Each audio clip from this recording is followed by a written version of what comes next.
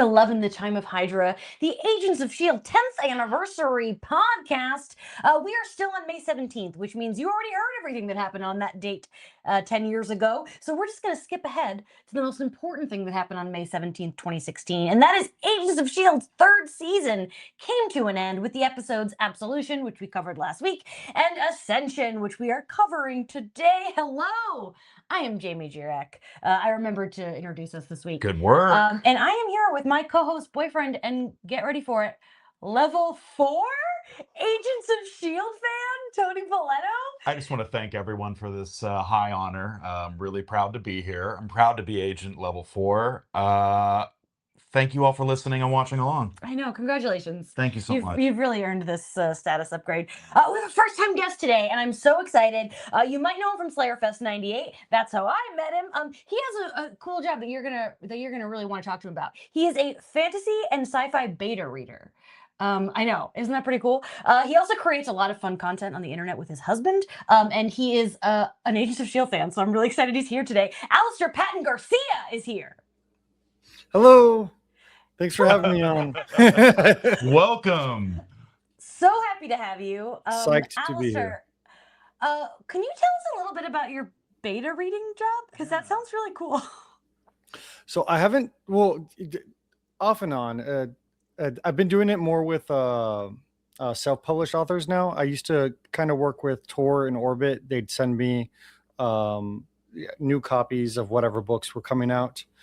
So that I could review them beforehand, because whenever a book comes out, they want like a plethora of reviews, so that the book can really sell well. But I've pivoted a lot into self-published authors. Been really following people who do online serials, which are becoming a much bigger thing. If you've ever heard of like Matt Dinniman's, what is it called? Dungeon Crawler Carl, stuff like that. Of course. Yes. It's on Tony's agenda.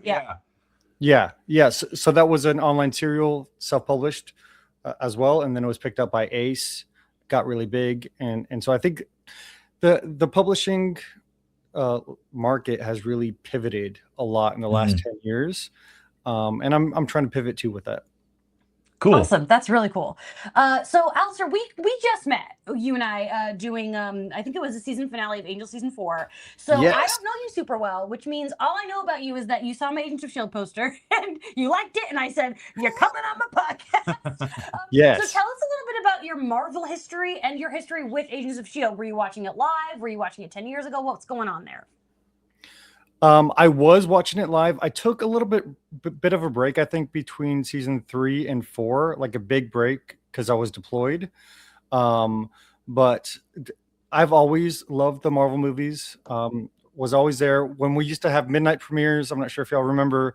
I was, in line for those midnight premieres, and I really loved Phil Coulson, and I was so sad to see him pass away in the first Avengers movie.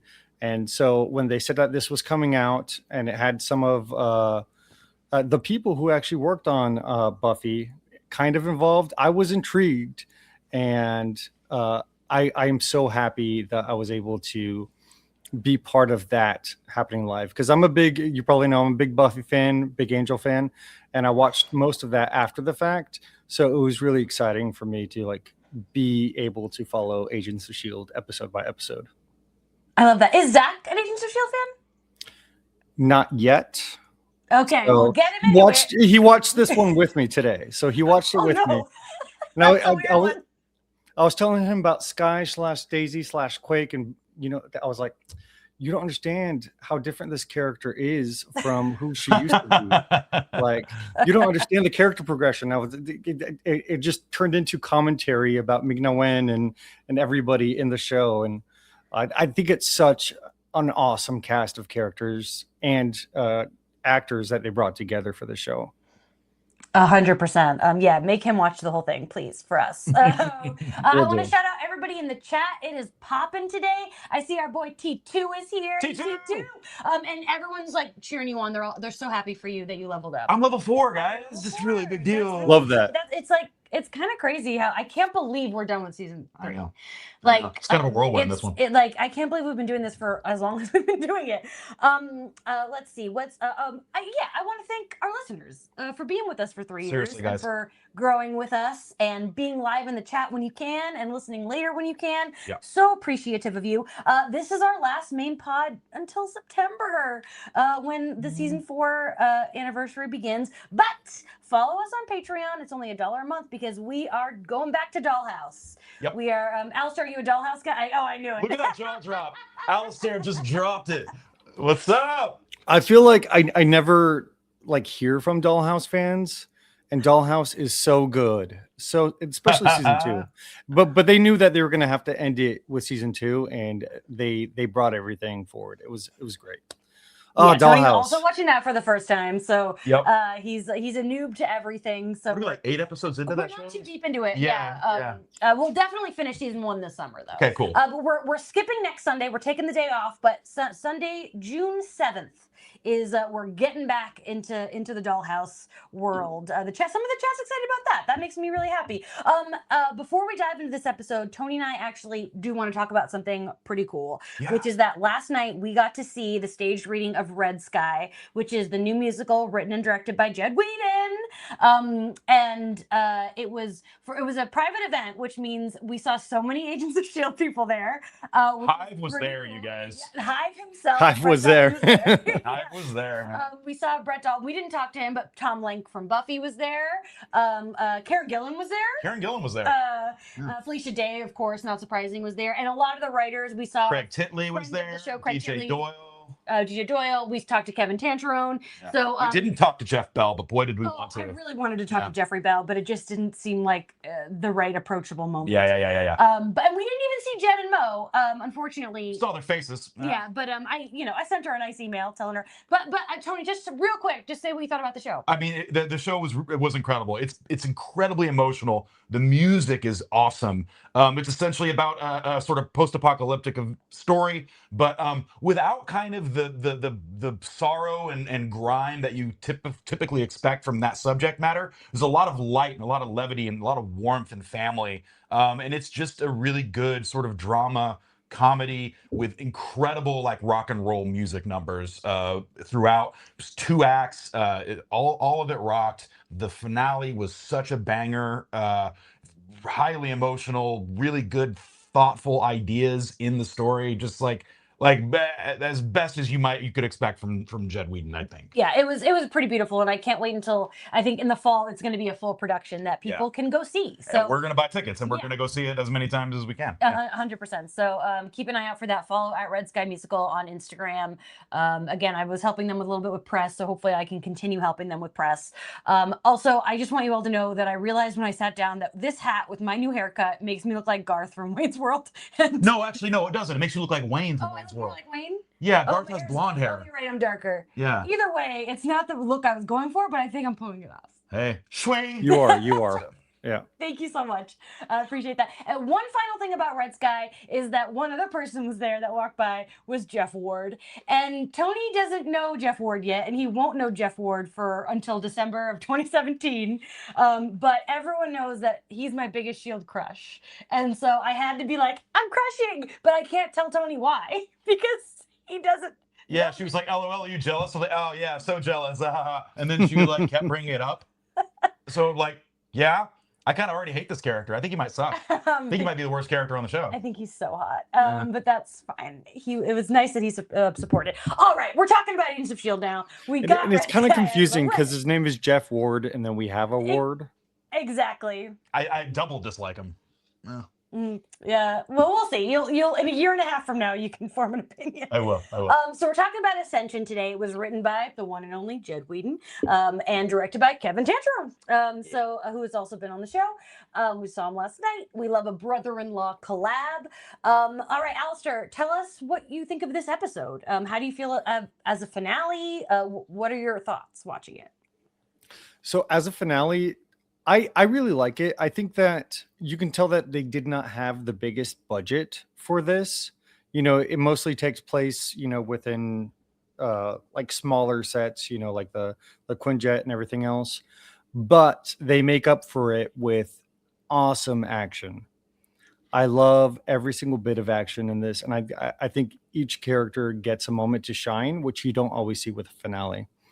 And we also got like basically 2 end credit scenes with this finale, and you don't always get that either. But they're end credit scenes that I think add to it and give you a question mark about what's going to go on in season 4, and make sure that the audience is like staying tuned for that, to see why, questioning the whole why of why Quake is there and what's going to happen with what is technology called, like life. Oh, I can't. We'll talk about that at the end with the LMD tease that we got. And I have a lot of questions for Tony about because obviously this is his first time watching it. I forgot to have you tell the rules. Oh yeah, the rules are just if you're gonna say anything spoilery in the comments, just put spoiler alert ahead of it. It helps protect people like me. There are hopefully more people like me who are watching this show for the very first time, and they can do all that. Tag your spoilers, or producer Maria will stab you with the knife she made herself. It's true. Have you been spoiled yet? Only by Brett Dalton. Brett Dalton spoiled that he died, but now he died. Yeah, so now he's dead. I'm sure that's the last we'll see of that asshole. Yeah. And he does. Tony also knows that Ghost Rider is coming. Yeah. Because I remember those promos. Yeah, to be clear, Brett Dalton's a lovely guy. I just hate Ward, and so and I don't like Hive either. So, but yeah, no. So far, I've been pretty well protected. Yeah. What do you think of this finale? I really liked it. I think I agree. I agree with Alastair. Like the action kicked. Starting off with like Daisy versus Hive was like such a banger, so full of rage and just a lot of like rippling power in that. And then yeah, like straight tension. I liked that it was sort of this survival story and in their own compound, hiding from the primitives. And I like Daisy's, not having the no longer able to be possessed by Hive any longer because of what Lash did was like really cool, because I was concerned at the end of last episode. So all in all, dope. Really strong, I thought. And yeah, those last 2 teases, I've got a lot of questions, and you guys sure don't know the answers, but I have questions. Couldn't tell you.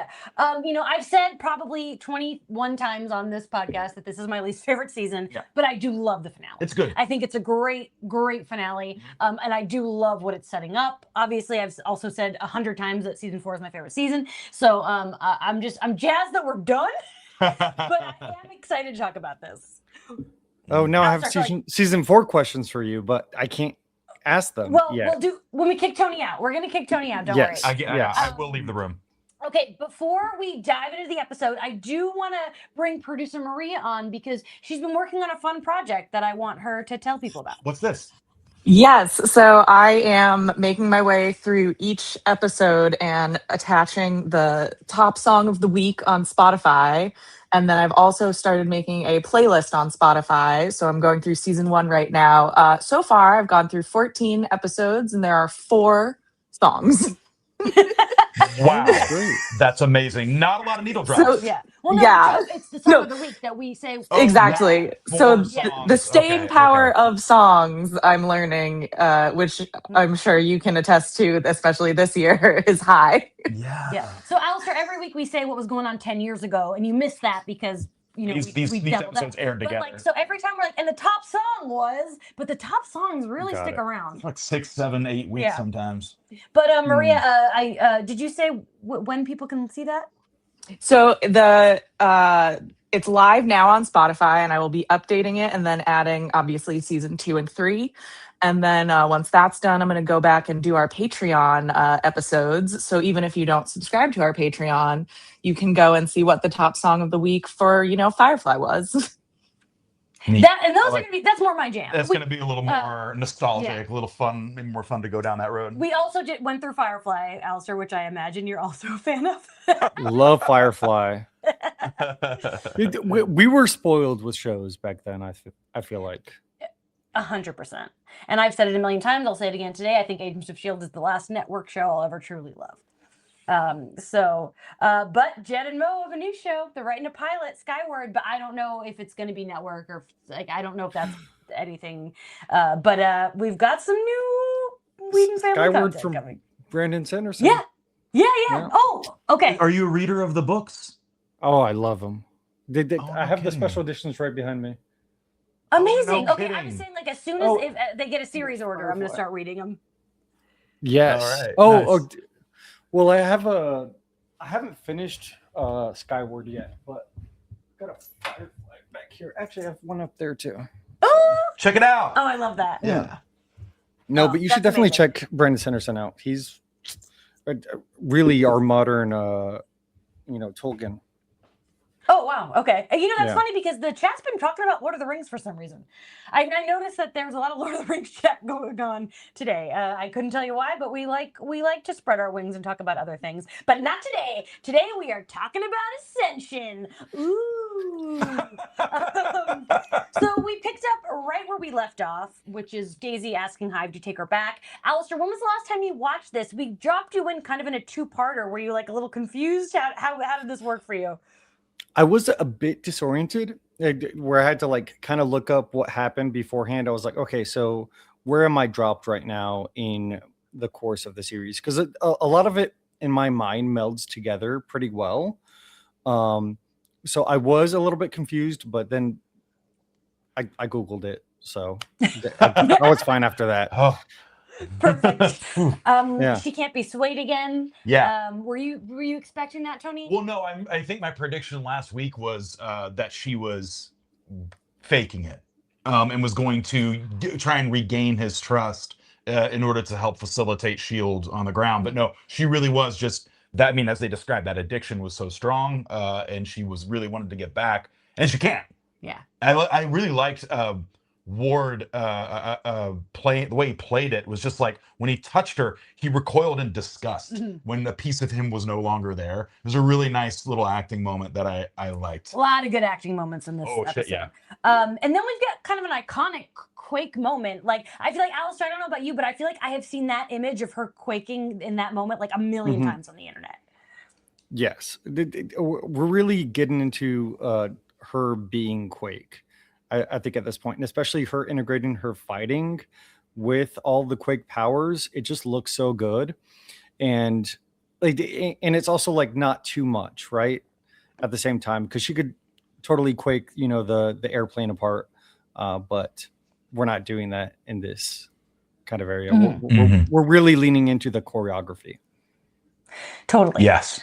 So 28 agents have been infected. I think that is the most red shirting we have ever, or maybe will ever see on Agents of S.H.I.E.L.D. That's a lot of people. They don't have a lot of agents. No, they don't. I think you have maximum that many in the frame at any given time during this show. Did this surprise you, Alastair? Like that amount of people? I wasn't necessarily surprised. It just like my only thing about it is that we didn't know many of the agents personally, so there wasn't any like we weren't personally invested in them. There were more so a number, kind of like we have red shirts that are a number, and it would have been interesting if we had more people that we were emotionally invested. This happened to. Like if one person would have turned into a primitive, because it is like that's not a fate you want. But I like that they mentioned O'Brien again, because last week it was like, oh, O'Brien, but that's like no one we've ever known before. No. But they keep pretending like O'Brien is somebody that matters, which I think is really funny. And then the Quake versus Hive fight is pretty dope. It's sick. We got to just kind of shout that out. I just really like blocking punches with Quake. Like it's martial arts choreography without the contact because of the special power. It's just like it looks really cool. They don't do a hell of a lot of it, but that's kind of how the fight starts. And I just thought that was really wicked. It's like a POV at one point that was kind of interesting. There was that, yeah. You kind of mentioned, Alastair, the action in general. Where does this fight kind of rank for you in this episode? Do you think it's like the best we got, or we keep ramping up? Are we ranking it just based on this episode, or are we just this also one, talking about all? I think it might be my favorite, honestly. Cool. Of the entire, yeah. Yeah, I think it's my favorite. Maybe not even because of the choreography, because the one where they're all fighting the primitives is really great too. But this one emotionally. I think that's. I really like Daisy just out for blood because she can't have her fix. That's really, really powerful. Dangerous.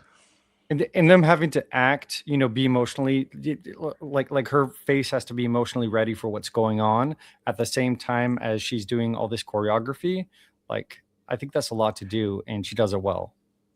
And that you're absolutely right, and that's her the entire episode. I was really just so impressed with her moment to moment keeping this emotional trajectory, which is just at a 9 the whole episode. I mean, she was doing that for what, 10 days, 2 weeks. Yeah. It's hard work, and she's really crushing it. I also want to shout out the Hive at one point, like he's like putting himself back together a little bit, and like the crunchy bone sound design was really good. Yeah. Shout out to the sound design people. Yeah, we haven't had a sound designer. Yeah, who from the sound team can we get? We'll talk to Eric. Eric is the sound guy. He'll let us know. Does that kind of thing call out to you, Alastair? Because I'm always just like, no, definitely. Whenever they put the sound mixing together, my husband edits like a lot of videos, so it because of that, I get really interested in what's going on, and I think that it really works. And he was asking me at this time, so who is he? And I was like, that's her ex. And then gosh, what's his name comes into the picture, and he's like, who is he? Her boyfriend, Lincoln. Yeah, Lincoln. And he's like, is she just dating everybody in the show? And I was like, that's how most shows are. Yeah, but we're 3 seasons in. That's not bad. Network television. That's what we do. Everybody dates. Speaking of dating, Elena steps in. Tony when he saw that Yo-Yo got shot, Tony went, "Oh no!" I really did. Well, because like, I mean, Alastair, I've been like, I'm not like big on like shipping people, but like, because I just don't see it when everyone else sees it. I don't anticipate it the way everyone else does. But Mac and Yo-Yo, I was like, I love this dynamic, this relationship. I think it's kind of ridiculous that she only took 1 bullet. No, I think she got 2. Oh, she got 2? I think she got 2. Okay, okay. I think she got 2. Yeah, I was like, all right, well, she's honestly, I mean, very fortunate, because that little gremlin shot like 20 rounds in that direction. So like, she stopped some of them. Yeah, but she pulled a Quicksilver, man. It made me think of, Age of Ultron. Like she just, she took the bullets to save somebody. It was really, really brave. And it really makes you question. For a second, I was like, wait, when did Mac become bulletproof? And then I was like, oh shit. Yeah. I'm sorry for cursing. We say fuck a lot. Yeah. Okay, good. Well, oh shit. Yeah. And then we saw what happened to her, and I was trying to remember what happened to her afterwards. I'm not going to give spoilers, but then I really like Yo-Yo because we don't get a lot of characters, especially superhero characters like her and her story and her background. So it's always a pleasure to have her on screen. Agreed. Were you worried for her? Were you worried she might die when we did that cut? For a minute there, but once he was like, well, okay, because so like, and then she drops. I'm like, so she's dead, because I thought, it was like a lot of rounds. But then once I saw once he said she took a gut shot from me, I was like, okay, she could be fine. Gut shots, as we know. Yeah, no one ever dies. Yeah. Come on. So Hive stealing the Zephyr. We've got Mac, Elena, Lincoln, and Coulson all together hiding, while Gemma's hiding by herself. Fitz and May are on the Zephyr. I like how they're setting up all the different, like, where everybody is in this episode. And I was really glad that Lincoln got to do some doctoring again. Me too. I was reminded that this is a thing that he does, and I love when he's being useful and not problematically emotional. It's great. Alastair, I kind of Lincoln haters. Do you have strong feelings about him? I just never really cared for him. I was definitely a Ward, Sky / Daisy / Quake shipper, and I never stopped being a shipper of them. A Sky Warder. We don't get a lot of Sky Warders on the show. I like it. So I just felt like Lincoln was always getting in the way. But I don't. That's really the only reason I would dislike him. And when he is doctoring, he's only like, oh, she's losing a lot of blood. Let's weld her together. Like that's all he does. He's like, and then Mac does the rest. I realized we need antibiotics. Can we antibiotics? And they're like, we don't have those. He's like, he's like, she's running a fever, and they're like, no, it's just hot. That's right. Alistair, I say this every time we have a Buffy fan on, so I gotta say, I always say that Lincoln is the Riley, I think, of the show. Yeah. Do you think that's a fair comparison? I think that's a somewhat fair comparison. I feel like I haven't seen Lincoln in too much time to really give like more opinions on that. But I also do like Riley. I'm not a Riley hater, but I'm not a Riley hater. I think that he was there for a reason, and I think Lincoln was also there for a reason. But in a sad way, I think the reason why he was there was to move Daisy's plot along, right? So agreed. 100%. Agreed. 100%. That's the problem with him. And we'll talk more about that towards, when we get to the end. So Gemma realizes the primitives are blinded by the heat. I like the moment where Radcliffe is geeking out over Coulson's hand. Yeah. He loves that. How are you feeling about Radcliffe? Well, can I jump to the end there? Because he seems now kind of dangerous, and he's been kind of weird. He's been wishy-washy. He's like, he doesn't see, he kind of acts like he has sort of a moral compass and he didn't have a choice. But I think his actions have shown that, like, if he's titillated by a scientific advancement that hasn't been explored, he doesn't really care who or what it's for. So I guess in that sense, he's always been a little dangerous. But that last scene with him at the end of this episode is very supervillain coded. Whether he knows he's being villainous or not, I feel like I'm supposed to be a bit concerned about him, and I am. I feel like he's putting things in action that are concerning, and he's a little wacky. Is Radcliffe the big bad of season 4? Tune in a year from now to find out the answer. Alistair, do you have any season 3 opinions about Radcliffe? Because obviously you know that he comes back, but at this point in time, do you remember having any thoughts about him? I did. Kind of the same as Tony. I think that he is definitely a very morally gray character. It doesn't mean that, he doesn't care about other people. He just cares about the technology more and the discovery and, the highlight of that. And we can definitely see that flaw highlighted in him. And I want to say that as soon as he came on screen, my husband shouted, "Jonathan." And I was like, "Jonathan?" Yeah. And he was like, "Oh, from the Mummy." Yeah. So, that's what everybody says. And we're so excited he's coming back. Yeah, Mummy. Oh, yeah, Mummy. They're calling it 3. Yeah, it's their it's technically going to be the third one because they're the tomb of the Jet Li one did not. Whatever is being cut out. I have to say, there's a moment where May kind of grabs a primitive and makes him fall down. Yes, you laughed a lot. I laughed because I thought he tripped. I thought that he. I was wondering why you were giggling so much. He is primitive. Yeah, but no, May was just being really badass. But I totally thought he just fell over. My favorite primitive was the one who still had his lanyard on. That made me laugh for some reason. He's just still in a full suit with his Agents of S.H.I.E.L.D. lanyard, but it all fucked up. Or the Koenigs, you know what I mean? Oh, we don't need those. We don't need Koenig. I mean, those. Yeah. They were doing some eye acting too, being really what's up? You could see the eye acting behind it. Yep. That's a good point. I like that. I also just really like the line, "It's a science hunch."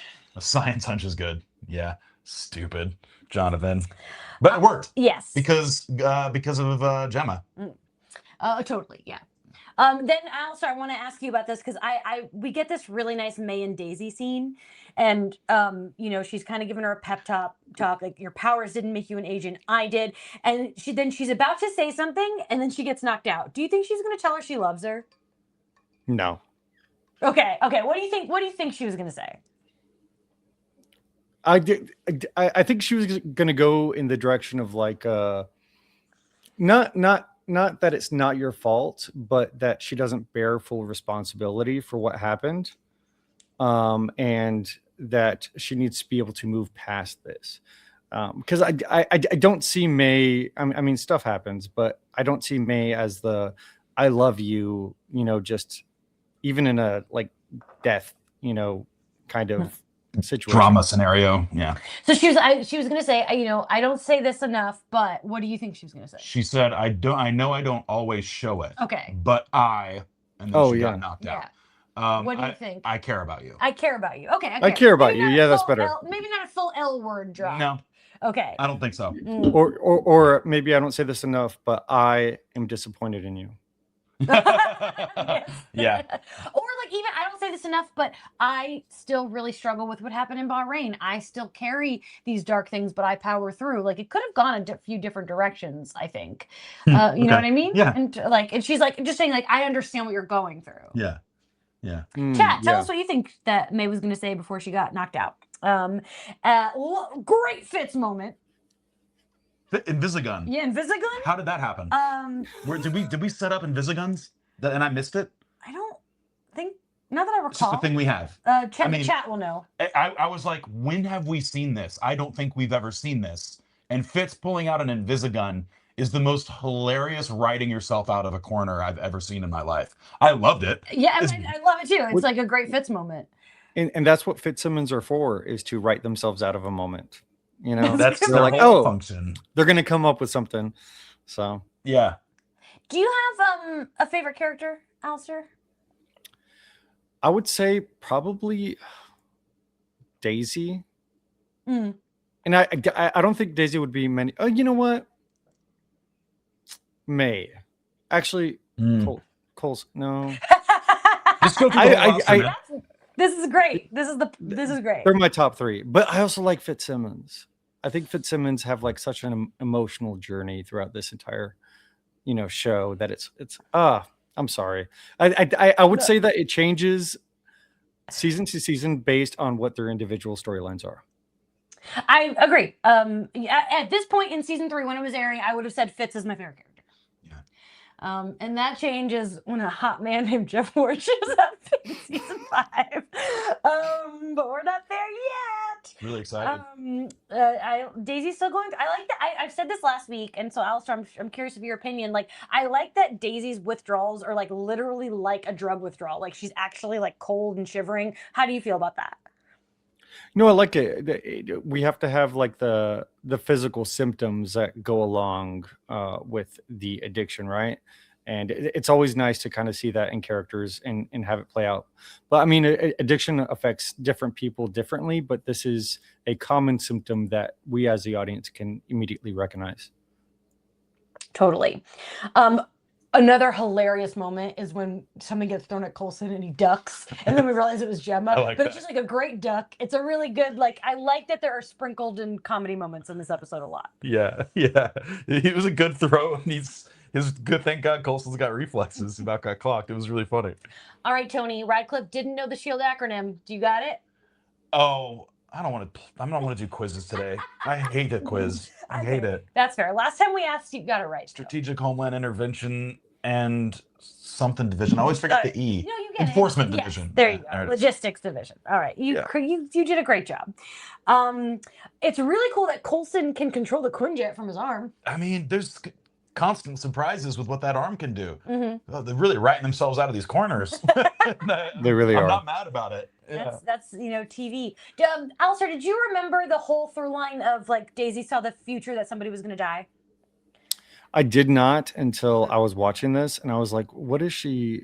We had the cross in the air, and I didn't know what it was until she blatantly stated it.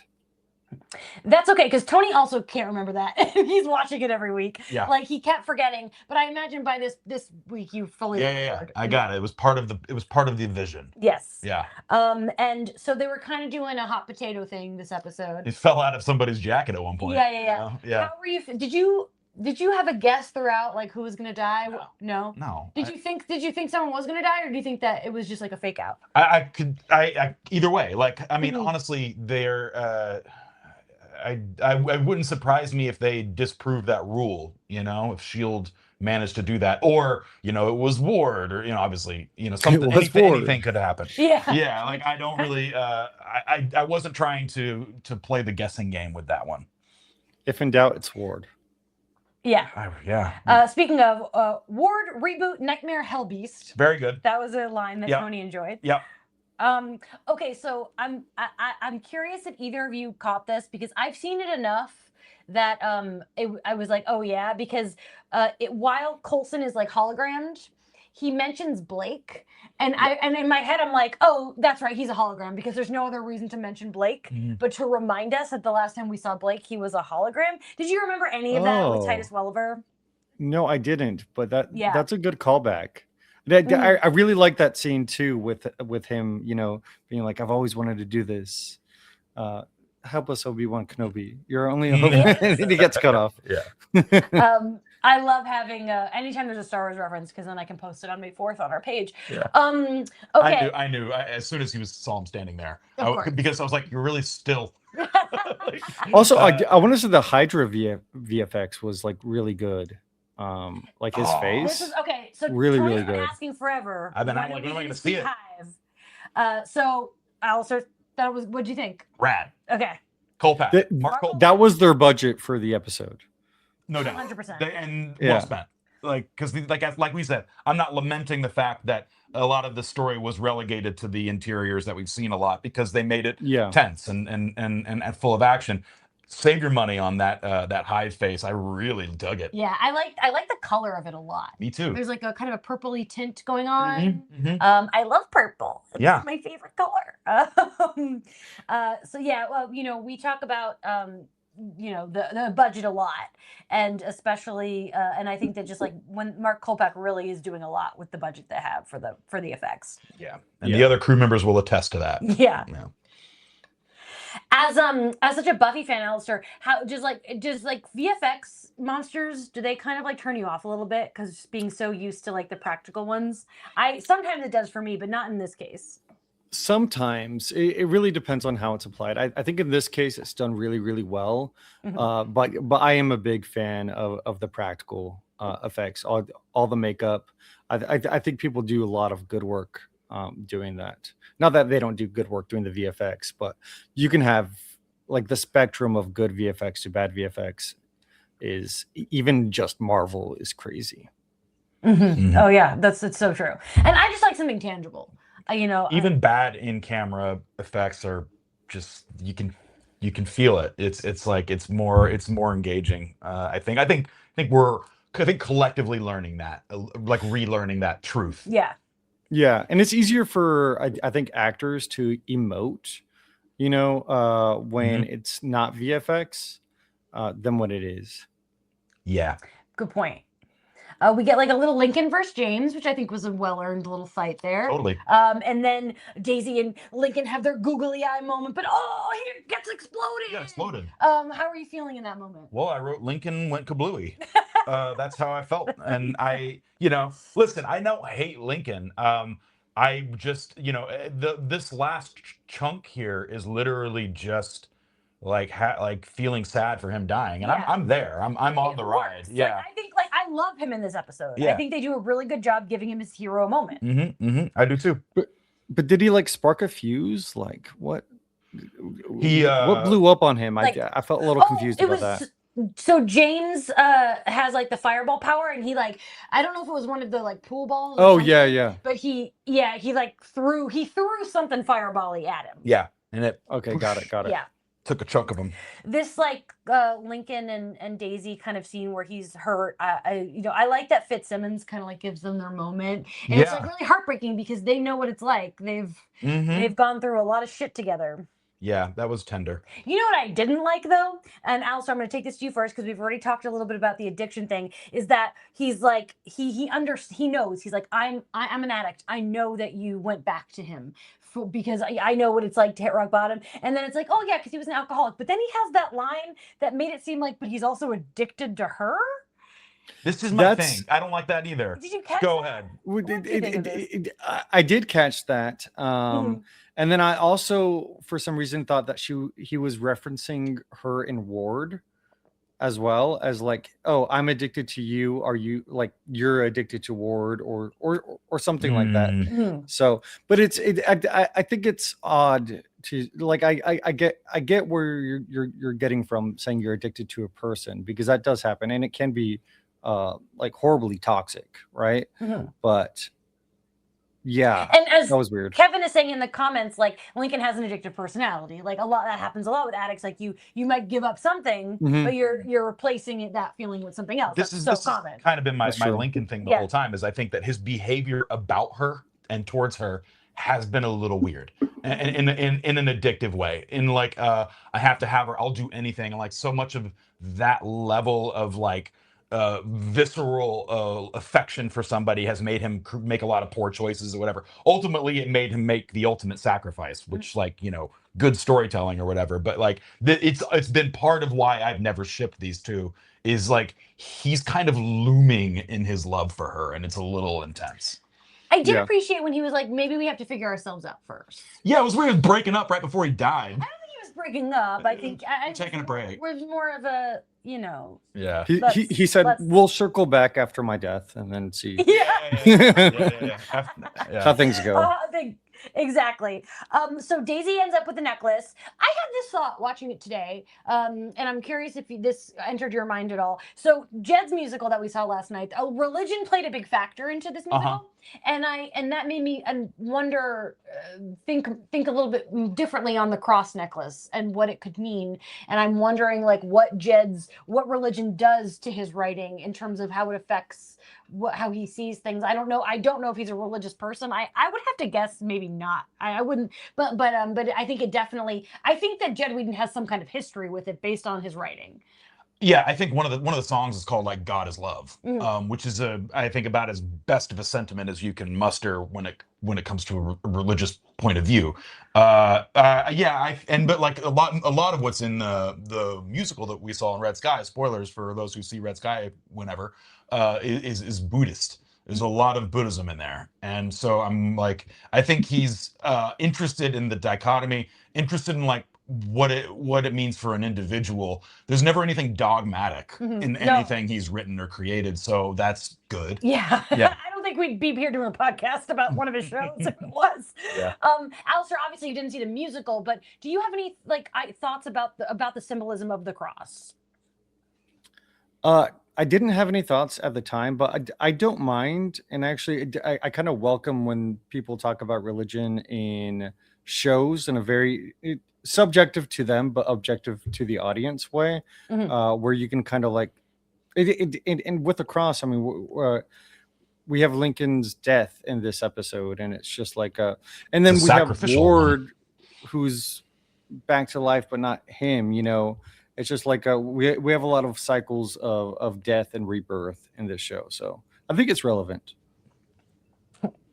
Yeah, I agree. I wrote down Lincoln Jesus. After Lincoln Jesus.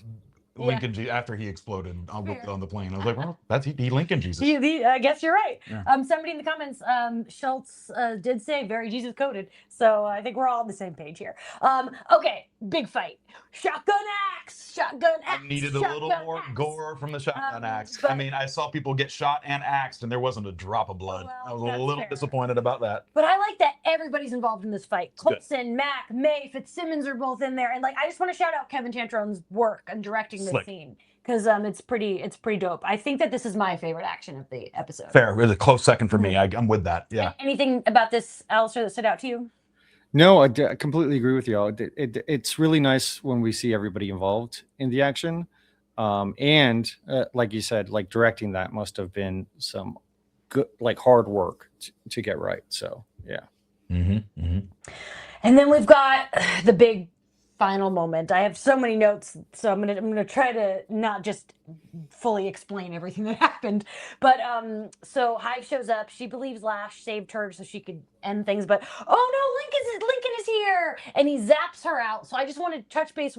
Tony, what were you feeling in this moment? Like, Lincoln's done. Yep. Yeah. Totally. And did you like this turn as from a writing standpoint? Yeah. Yeah, because we talked last week. You were asking me like, what do you expect of Lincoln from here on out? Because like he quit last week. He quit the team. He quit the team. I was like, all right, fucking go. This now I was like, oh, he said he would leave after they got Hive, and it's like, oh well, Hive got busted out again, so he's sticking around.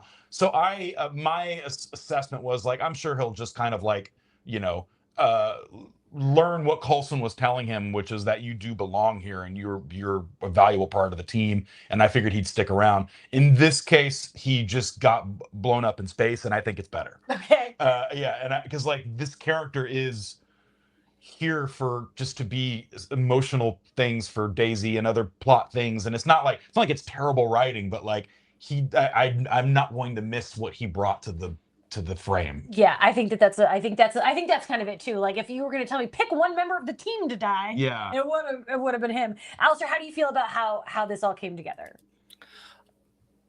I get it, but also at the same time, I get tired of sometimes when shows just kill people off when they're leaving instead of just let them leave.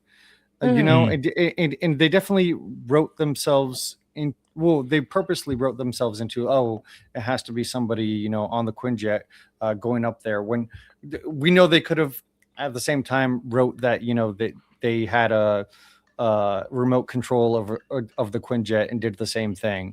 So it's frustrating, and I think that it could have been done in a better way. But at the same time, we are talking about, you know, 22 episode seasons where the writers, the director, the producers, everybody is constantly working. So it's hard to get everything right. And this is an easy way to get rid of that character. That's fair. And while I think you're totally right, I still really do like it from an emotional standpoint. I think that like I really do think it's a good hero moment for him. I think that their final goodbye is really emotional. It doesn't make me cry every time, unlike you know, Fitz and Simmons in the season 1 finale makes me cry every time. Yeah. But I do get a little like choked up, a little. To me, it's like, I don't know how you guys got here feeling this way, because I don't think the writing's done you the service of that. Okay. But like but when I'm watching it, I'm completely convinced and in complete emotional thrall that they're presenting to me because of their acting, because of the dramatic circumstances around him saving her and making the sacrifice. Like I'm in. Yeah. Like like the road there, I don't think was a clean road, but like I was enjoying very much the climax of this episode. I do have to call out when he's like, it was the first time I said I love it, and then it cuts off, because that was so Jed. That's such a Jed thing to do. I feel Jed, like yeah. Such a writing moment. What were you gonna say, Alastair? Oh, I was just going to say that I felt more emotionally involved with Daisy and what she was going through than Lincoln. Lincoln just felt like, I'm sorry, but it just felt like something was happening to him. You know, like I don't have a lot of emotional investment into Lincoln, but I have emotional investment into Daisy, and she gets trauma after trauma after trauma. So the way I felt about the scene is it just felt bad that something else was happening to her. And I didn't so much care about Lincoln. Yeah, that's fair. I did write in my notes like, poor Daisy, can't catch a break. Okay, so a few weeks ago, I joked that Lincoln and Daisy were going to get married, and Tony had a full-blown crash out, like a crash out that I spoiled something, a crash out about this potential. So the people want to know: did you really think that was going to happen, or did you think I spoiled it? Like the people are like, talk to Tony about his insane crash out that happened. Well, I did, because after I said no, they don't. I then put you in the position you had to either confirm or deny, and you can't spoil. So it was a really mean thing to do to me. So I asked Jamie. That's your fault. Yeah. That whole thing was your fault. Well, they thought it was funny. I'm not saying it wasn't funny, but I was freaking out because I don't want that to happen, and you knew that, and you said it on purpose. Yes. And you're mean. I'm sorry, but sometimes it's fun to mess with you. Well, he exploded in space, and it went boop. Our guest last week, Nora, she wanted to let you know that she wanted to buy you a party hat to celebrate Lincoln's death, because she knows you didn't like Lincoln. Where is he? She sadly did not get it to us, but she wanted to like have just like an honorary party hat. I feel a little bad if I wore it, but I would. I know. I'm going to ask you this second, but I want to ask Alastair first. How do you feel about this as an ending for like Ward? Like, Ward died. Now he's Hive. He's been such an important part of these 3 seasons, and it seems like, all right, he's blown up in space. I think we might be done with him. I don't like it for Ward, because I just feel like we keep going back, and especially these, in these 3 seasons, we keep going back and forth with Ward, when Ward he was kind of like the angel, I guess, of Agents of Shield, and I wanted to keep him around for longer. I really liked the actor. I really liked the character himself, and I think that we explored a lot of like good stuff with that character, and it was just so sad to see him leave. I was probably more upset about I was definitely more upset about Ward, Lash dying, not Lash dying, but the actor leaving than anything else. Well, no, that's what I'm taking to you, because like I would say it's fair that Ward and Linkett are probably your bottom two characters. Well, Ward's a really good character. Yeah. I actively You like to him. Like, he's how do you feel about them dying together?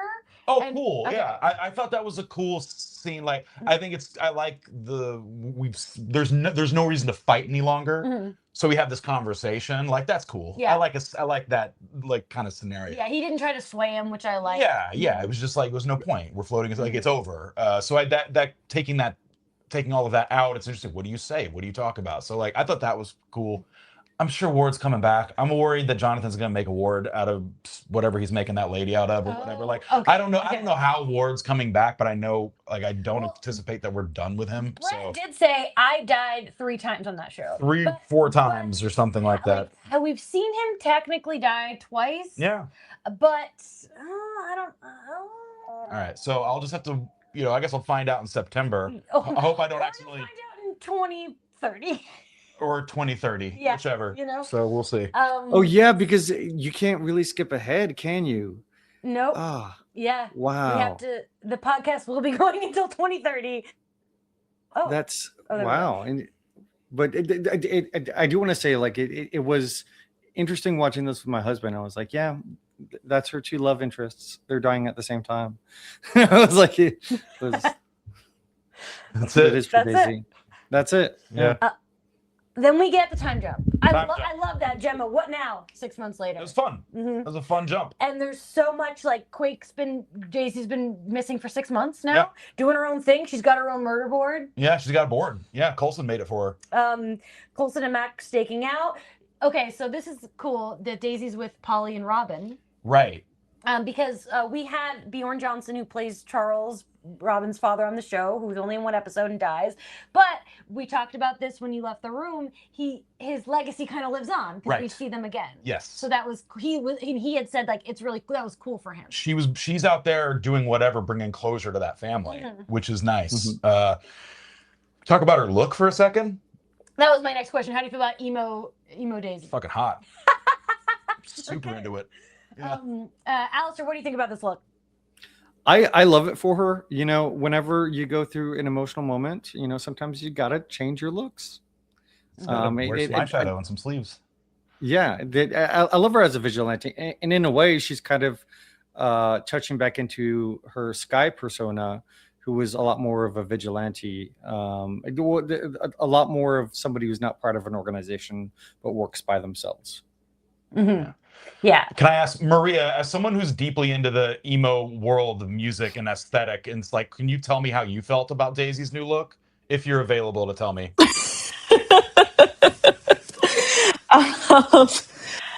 It was very 2016. Is what I will say. Yes. Yeah. Okay. Yeah. Okay. All right. Got it. Perfect. It is kind of fun. To me, like, the beanie, and I think the beanie is more about, they'll probably put a wig on her. Yeah, to grow her hair. Yeah. But for me, it's all about the makeup. I'm a heavy eye makeup person. Yeah. And I like it. Yeah. I enjoy it.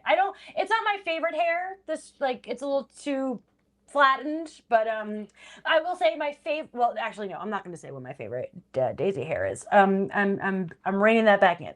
I'll say it when Tony leaves the room. Would her hair get married or something? Well, no, but like, you don't know how long she lasts. I don't. Excuse me. Okay, big drop. I don't know. Did you catch? We have a new director of S.H.I.E.L.D. I heard that. He said the director. Yeah. And I'm like, Coulson's no longer the director of S.H.I.E.L.D. Fury back? Yeah. I hope it's not Talbot. I mean, that'd be terrible. Yeah. So anyway, I don't know. Do you remember, Alastair? We'll talk about it. Do you remember who the director of S.H.I.E.L.D. is? I don't remember. Okay. Yeah. Specifically. It's a very interesting little drop. So but I was wondering if you even caught it because it happened so fast. I did catch it. And you don't think about it in the moment. Like Coulson is the director. What do you mean? Yeah, that's my thought process. All right, and then we talked a little bit about the post-credit scene, which is Radcliffe talking to his kind of own Jarvis-y thing called Ada. We see on the screen LMD program, which is an old Shield program. Excuse me, LMDs. So LMDs are big in the comics, and for a while it was when the Koenigs were all walking around, there was a theory that they were LMDs. What does that mean? LMD is a life model decoy. It's basically. Didn't I say that? Yeah. Didn't I say that there's a room full of Koenigs like Haley Joel Osment at the end of AI? Yes. So it's LMDs are basically kind of like really, really advanced, fancy robot replicas. Basically. Wicked. Life model decoys. Yeah. Do you have thoughts, Alistair, on this post-credit scene? Because they're giving us a lot.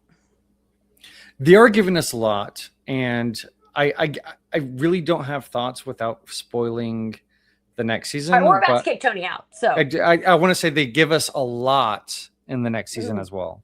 So yes, we will definitely talk more in a minute after we kick Tony out. Before we do, though, Alistair, was there anything specific about this episode that you wanted to mention or bring up that you didn't get to? I don't think so. I think it was a really well put together episode. The action scenes were great.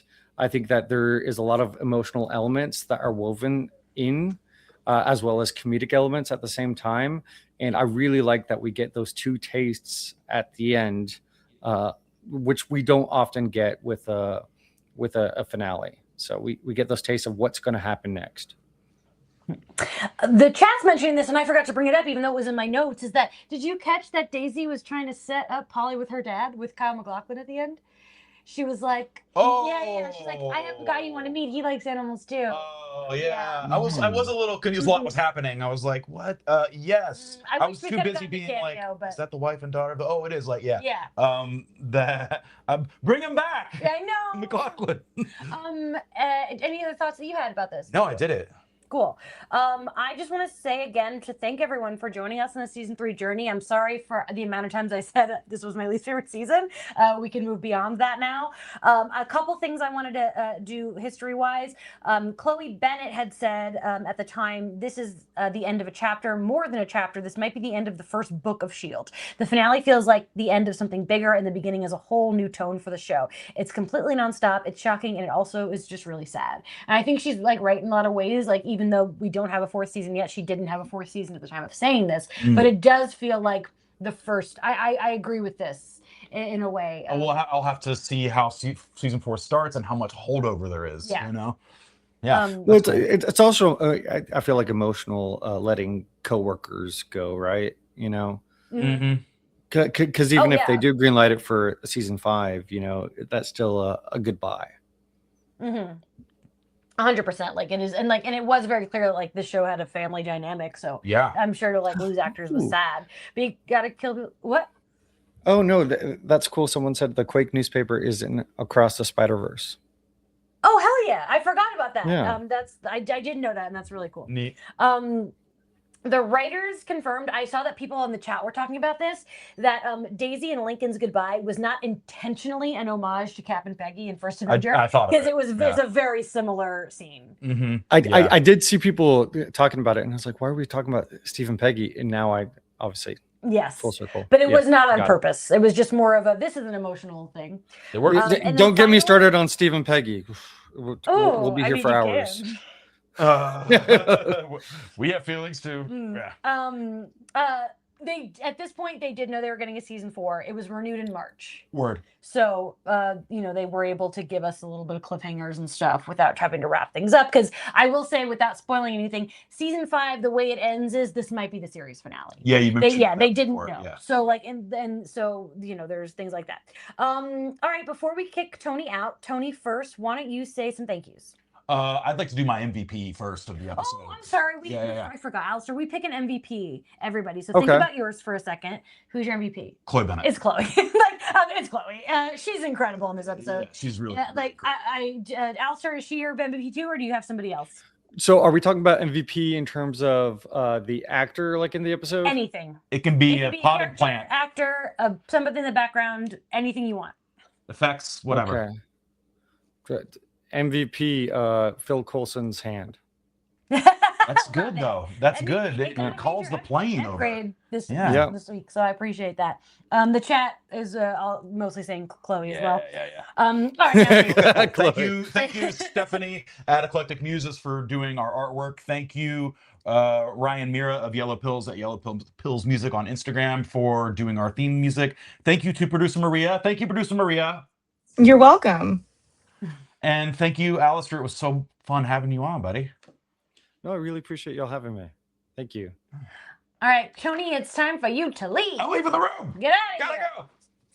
We're gonna spoil things. Go leave the room. All right, he's walking. He's exiting the room. He's opening the door. And he's closing it. Okay. The amount of self-control he must have to like not peek forward is crazy to me, because I wouldn't. It's harder for me. I wouldn't be able to do what he's doing. It's like it's genuinely harder for me than it is for him to like not, and like the one that we talked about the most that's so hard for me is we went through all of Agent Carter, and he doesn't know that we did that because of Sousa. Like he doesn't like, and he won't know that until 2030. Which I was immediately thinking about when we started talking about Steve and Peggy, and then the whole him going back. But he's seen the movies, right? So is he caught up on the movies? Yeah. Oh Okay, yeah, he's seen everything else. So okay, and this is the Slingshot miniseries. No, that's later, that's right? December. We get to that in December. Okay, got it. Yeah. Yeah, because that was dealt with in a very interesting way, I felt like. Yeah, I came to that late. I did not watch that in real time because I'm just like not a web person, so I kind of missed it. Oh, not the Slingshot series, but the Steve and Peggy kind of. I just felt so bad for Sousa. That's how we talk about this a lot. Well, I talk about it a lot. Tony doesn't know yet. Is that like I didn't really love the ending of Endgame because of Sousa, and then Agents of S.H.I.E.L.D. swooped in and fixed it because Daisy and Sousa is my favorite. I think it's such a brilliant pairing. Oh my gosh, I can't believe I forgot about that until you just mentioned it. Yes. That's like they like saved it all for me because I love them together so much. It's so complicated, this world. Like it is so much that goes into it. Well, also like it gets really questionable where we're at in the timeline, or if there's a real timeline. I think around season 5, right? Yeah, the end of season 5 is when Infinity War happens, and while they do acknowledge Thanos, they don't ever acknowledge the snap. So it's there is no clear answer. Marvel has never answered this question, but in my head canon, what I always say is that season 6 and 7 are kind of a branch timeline. That's what I think too. That's how I see it, but they have not confirmed it, and I feel like eventually Brad Winderbaum is going to make that decision, but I don't think they know. Like I don't. The reason we don't have an answer is because I don't think they've made a decision on the answer. And it could also be that the whole show is a branch timeline because they decided Coulson was dead the whole time. Obviously at the time of making the show, that wasn't what they decided. But for me, that's how I see it. But there's no wrong answer. Like we can fight about it, but there is no right or wrong answer because Marvel doesn't know. But it also felt like once we started getting more of the like the Marvel Disney Plus original shows, that this one was kind of like not even thought about or referenced or anything like that, which makes me very sad because it is such a well-made show, and they did so much with it, while also like trying to bring it along at the same time with all the different movies. But season 4, I'm excited for y'all to get to season 4 because it's really. It's almost like 2 or 3 shows, like series within one series, like 3 mini. Yeah, it's got the Ghost Rider LMD framework. Yes, so I'm excited for that. I'm excited for Ghost Rider. I really liked Ghost Rider. I'm not sure if because I know they talked about doing a Marvel Disney Plus Ghost Rider. I'm not sure if they talked about Robbie Reyes. Yeah, back to I that. think it was going to be him, and then it just kind of fell apart. And I hope that we can get him on this podcast. But that boy is booked and busy. Like, he's Yeah, doing. He had The Last of Us, and he's blown up, which is so nice to see because he is a sweetheart. I've met him a couple times, and he's lovely. And I think that if I having spoken to him, I think that if he can do this pod, he will. But I can't be making guarantees because people are busy. people are always busy. Yeah. No, even I had to push my time. I mean, you had to push your time because I was busy. So Yeah. it's hard to get everybody on the same page for anything. Yeah, but we did have what a cool lineup of guests this season. We had so many cool friends like you, and then we had so many people from the show. I see RJ in the comments. He was on just really really great. This was a great season for us, I think, and I'm so excited for season 4. The framework arc. The framework arc is my second favorite arc of television after all of Angel season 5. Really? Yes, Angel season 5 is my favorite season. What did you most anything. like about the framework arc? I really like the alternate reality stuff. There's just I think that everything they did about it was really clever. I love evil Dr. Fitz. I love that choice. I love Ada so much. I love the Madame Hydra-ness of her. I think she's such a good villain. I do love Goofy Coulson, just what they've chose to do with every character. I think the writing is so good. And my favorite episode of the entire series is Self-Control, which is the end of the LMD arc that teases into the framework arc, and which was written directed by Jed. And the way that episode ends, where it's we're in the framework now and all of your faves are Hydra, I just think it's brilliant.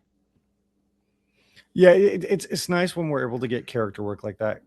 I was thinking when did I really fall off of Agents of S.H.I.E.L.D.? And I'm not.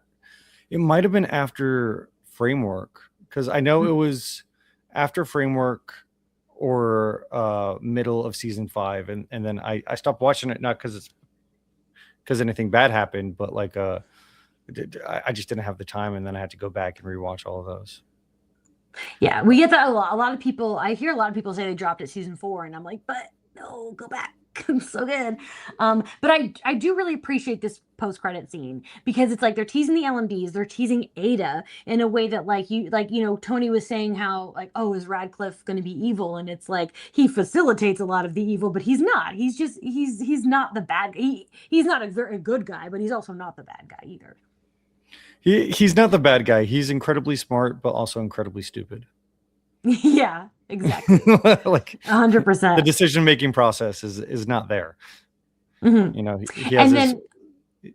Oh no! Sorry, go ahead. No. I was going to change it. So you. No, I was just going to say that he has his scientific. What did he call them? Hunch? His scientific hunches. Is that what he called them? Hunch? Or... I think he called it a science hunch. Yeah. I also, oh gosh, what was I going to say? Talking about the director. You had forgotten. It's the Patriot, Jason Nomura, who comes in and is all handsome, and he's pretending to be an Inhuman, but he's not actually. But he's a nice character but he lasts briefly, and then he dies in the framework. So he's only in season 4. I don't even remember why they have a new director. I'm trying to remember. Yeah. I'm gonna be honest with you, I don't either. I think it's from the fallout of season 3, basically. Mace. Was it like Coulson? Hayes, I don't want to do it anymore, because I felt like he stepped down a couple times.